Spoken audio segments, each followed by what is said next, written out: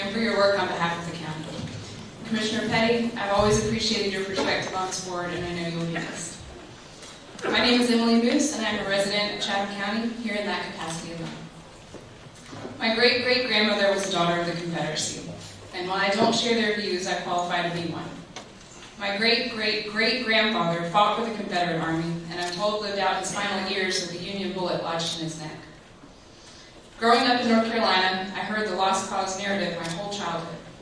Things like, we were always good to our slaves, or it was a different time. I was an adult before I acknowledged that the only purpose of these lies was to protect the speaker from their own conscience, validate their blindness to another person's humanity, and normalize the brutality inflicted in the name of white supremacy. If a child can be convinced that another person didn't suffer as a slave, perhaps it's easier for that child to grow up into an adult that sees some humans as less human than others. I'm not going to pass that line to the next generation, and I don't believe our civic spaces or schools should either. The United Daughters of the Confederacy, or UDC, aggressively portrayed slavery as generally benign and immaterial to the Civil War. As a mother, I am deeply disturbed at how effective they were in indoctrinating an always captive audience, our children, into internalizing a false and insidious history.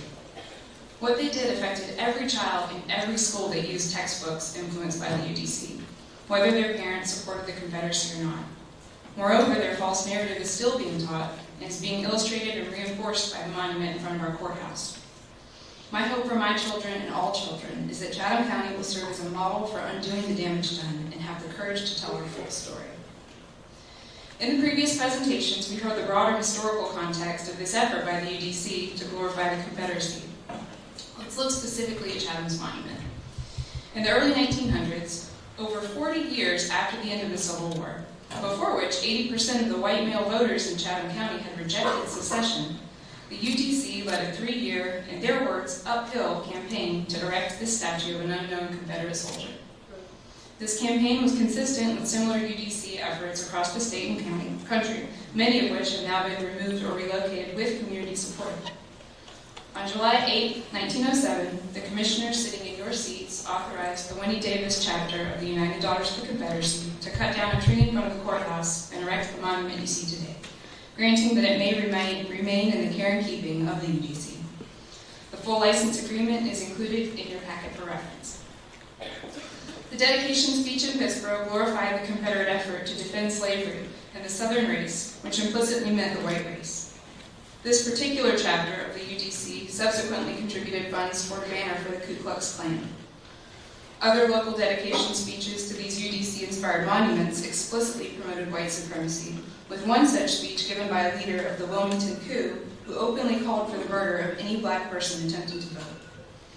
The dedication speeches of that time are also included in your documentation. I understand and respect that some see their heritage in this statue. My own great-grandmother would say that monuments like this are simply teaching history and should stay put. If I could speak with her, I would tell her that I love her, but I don't agree with her, and neither does the historical record. This statue is not instructive, objective history, but a message from the United Daughters of the Confederacy at the beginning of the 20th century, and a message we've been repeating on their behalf for over 100 years. And while some suggest that it may remain as a teachable reminder of the mistakes of the past, the statue doesn't say we made a mistake. Outside of a museum or a cemetery, and divorced from historical context, a symbol this ambiguous is not a good teacher. If the statue personifies today's UDC, then they should have it to cherish for themselves, whether in a cemetery, museum, or other location outside of our civic space.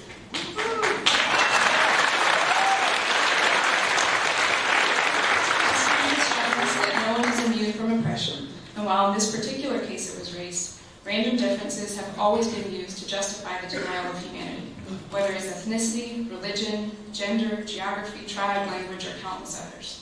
If we truly believe in equity, liberty, and justice for all, and genuinely pursue those precious American values, we should uphold them unequivocally. In addition to our values, as commissioners, we have compelling economic reasons to reconsider the iconic welcome mat of our county. We are striving to present ourselves as a world-class community, ready for investment from employers offering good jobs. These employers seek communities that welcome everyone, where the basic value of human rights is not in question. This monument drives away many who would enrich our community, and I I urge you to consider the economic implications of inaction. As we've said before, we do not seek to change history. We cannot. No matter your views on the Civil War, a statute defending one group's subjugation of another blocks the door to our county's most prominent symbol of justice and government. Regardless of our ethnicity, background, or political persuasion, this impacts us as Americans and as human beings. The American Historical Association supports community decisions to remove monuments like ours, saying, "What changes with such removals is what American communities decide is worthy of civic honor."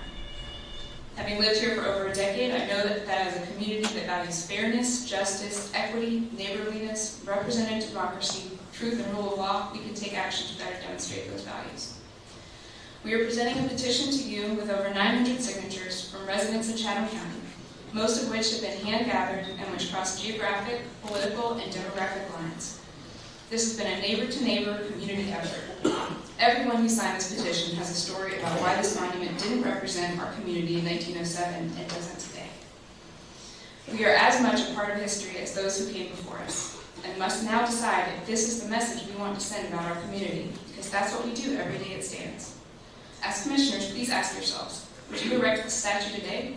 And if the answer is no, then it's time to return it to its rightful owner without delay.